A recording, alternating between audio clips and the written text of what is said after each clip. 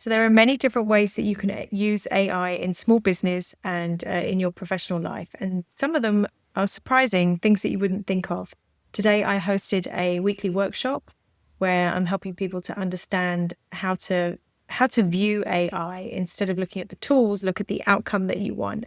And one of the people that had joined was buying a business, and he was younger, and he was buying a business from somebody older. So he's doing lots of research to see what he's going to do when he buys that business.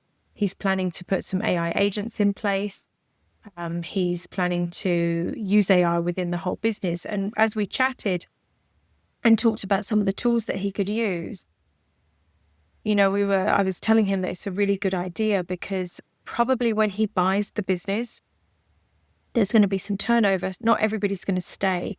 And he'll be able to assess which of those jobs actually it has to have a replacement person for, right? Some of the jobs AI can do those jobs. So it was fascinating to speak to him. And we just talked about some of the workflows that he could build and some of the digital assistants that he could custom build.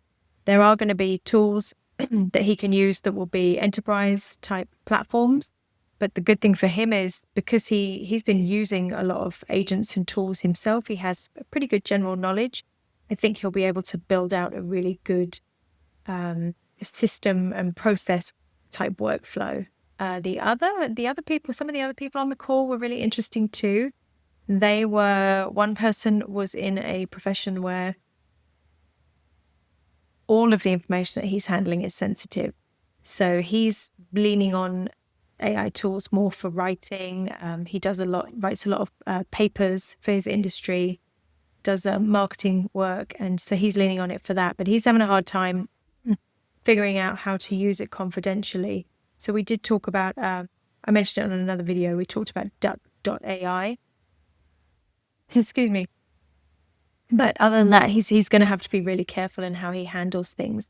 But he is using it for his marketing. And he also mentioned that he knows of somebody that is really having a hard time with kind of like preempting the upcoming stress because he's in the digital video production space. So he was explaining to us that a lot of people in that space are really worried because of what you can now do with video.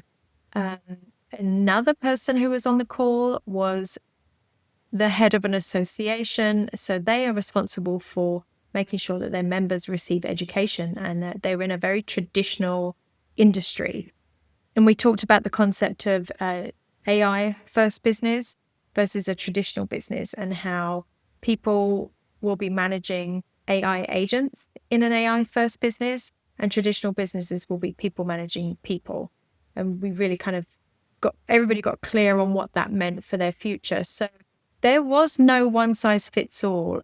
Everybody on the call was, I had asked them for feedback, what they wanted help with, and they had explained there were just so many tools. They wanted to know, how do these tools move the needle for me to either, have more customers, do a better job, bring in more revenue, advise my members on, what they should be using. And my advice to them was, just start with the outcome in mind. That's really going to be, for most of the information that I'm sharing and teaching, it will be that, because if you start with tools, you're just going to end up in the weeds. So, we discussed for each of them, what would possibly work and then what they could just completely ignore.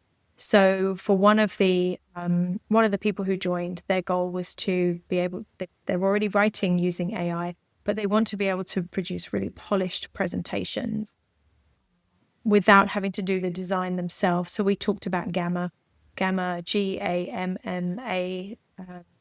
.app. And I also, after the presentation, I did a screen recording for them and showed them just how they could make the AI work a little harder, because I think what happens is we learn to use it, but we don't push it. So we end up using it, but then doing some of the heavy lifting ourselves.